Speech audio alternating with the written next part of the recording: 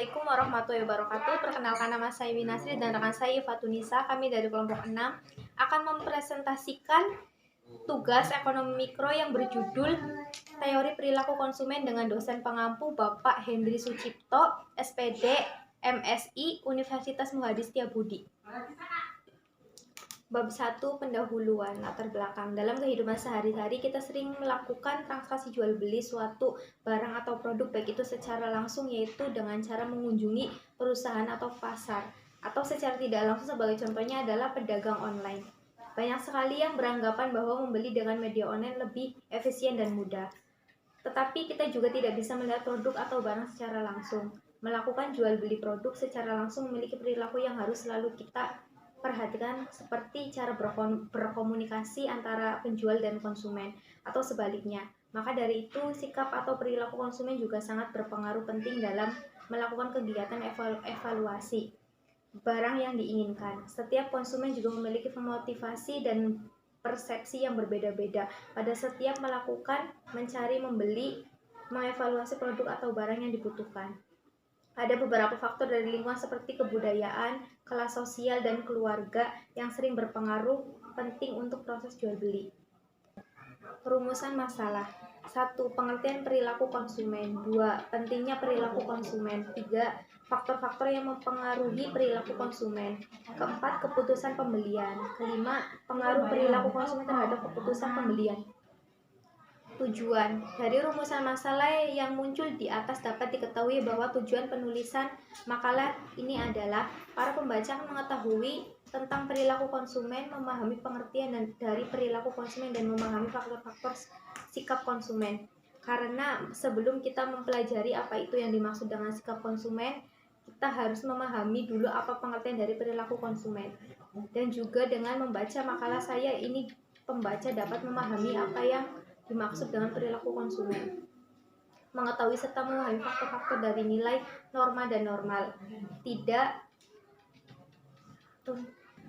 Tidak luput pula yang paling penting, kita bisa mengetahui serta memahami peran pedagang sebagai sumber mata pencarian. Bab 2, pembahasan. A. Pengertian perilaku konsumen. Perilaku konsumen merupakan proses yang akan dilalui oleh seseorang dalam melakukan kegiatan seperti mencari, membeli, mengevaluasi untuk dikonsumsi, memenuhi kebutuhannya.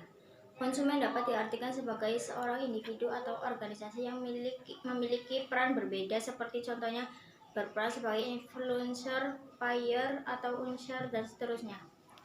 Memahami sikap dan perilaku konsumen bukanlah pekerjaan yang mudah, tetapi cukup sulit dan kompleks. Hal ini disebabkan oleh banyak variabel-variabel yang mempengaruhi, dan variabel-variabel tersebut cenderung saling berinteraksi. Meskipun demikian, apabila hal tersebut dapat dilakukan, maka suatu perusahaan penghasil barang maupun jasa akan dapat meraih keuntungan yang jauh lebih besar daripada perusahaan pesaing, karena dengan memahami peran konsumen, maka perusahaan tersebut dapat memberikan kepuasan secara lebih baik kepada konsumennya. Para konsumen juga memiliki peran penting terhadap kelancaran dalam berdagang atau berbisnis. Apabila konsumen merasa cocok terhadap barang atau produk yang dijual dengan harga yang sesuai, maka konsumen bisa menjadi pelanggannya. Saling menguntungkan itulah yang dapat menjalin sikap positif terhadap penjual, konsumen, dan lingkungan sekitarnya. B. Pentingnya perilaku konsumen. 1. Perilaku konsumen penting dalam kehidupan setiap hari. Kalau saja setiap konsumen memiliki perilaku yang konstan, mungkin kajian tentang perilaku konsumen tidak begitu penting. Tetapi mengingat konsumen selalu berinteraksi dengan lingkungannya, maka secara otomatis perilaku itu akan berubah-ubah bahkan dalam hitungan hari. Perilaku konsumen di sini penting untuk memahami mengapa dan apa saja yang mempengaruhi perubahan perilaku konsumen dalam kehidupan sehari. Perilaku konsumen penting untuk mengambil keputusan. Setiap keputusan yang diambil oleh konsumen pasti didasarkan pada alas-alas tertentu, baik secara langsung ataupun tidak langsung. Proses pengambilan keputusan konsumen sangat terkait dengan C. Faktor-faktor yang mempengaruhi perilaku konsumen.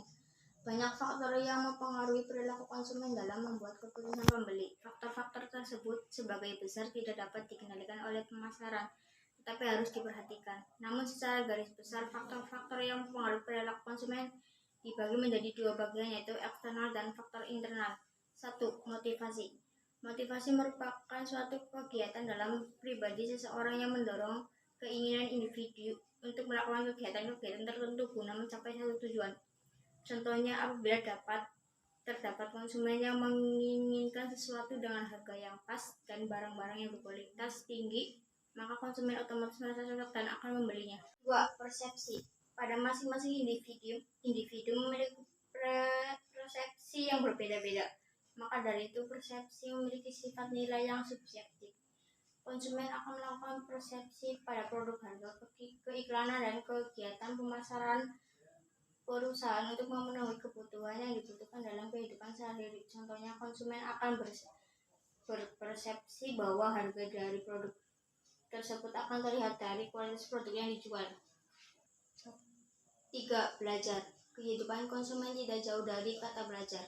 Proses belajar ini akan dilakukan konsumen apabila ingin mendapat kepuasan agar tidak terjadi kekecewaan pada produk yang akan dibeli.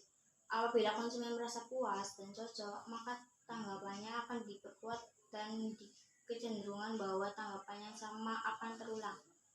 Contohnya, setelah mengambil barang yang akan dibeli, sebelum berjalan ke kasir, diteliti terlebih dahulu. Apabila tidak ada yang rusak dan lecet di dalam barang tersebut, maka mayoritas apabila barang sudah dibeli tetapi nyatanya ada yang rusak, tidak dapat diganti atau dikembalikan lagi kepada perusahaan dan penjual. 4. Kepribadian dan konsep diri.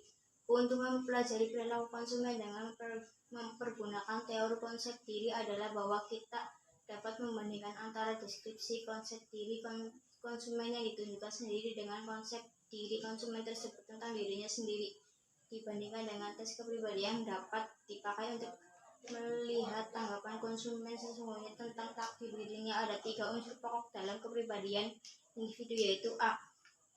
Pengetahuan, yaitu unsur-unsur mengisi akal dan alam jiwa seseorang yang sadar secara nyata terkadang dalam otaknya. Hal ini akan menimbulkan suatu gambaran, pengamatan, persepsi, konsep, dan fantasi terhadap segala yang diterima dari lingkungan melalui panca inderanya. Contohnya, apabila konsumen tersebut bahan-bahan membuat suatu produk bagus dan aman, maka bisa saling menguntungkan terhadap konsumen dan perusahaan. B. Perasaan, yaitu suatu keadaan dalam kesadaran manusia yang karena mempengaruhi pengetahuan nilai sebagai keadaan positif dan negatif. Contohnya, dalam keadaan positif itu konsumen memperhatikan barang dengan harga jual yang tidak terlalu tinggi dan produk yang dijual juga memiliki bahan atau tekstur yang aman.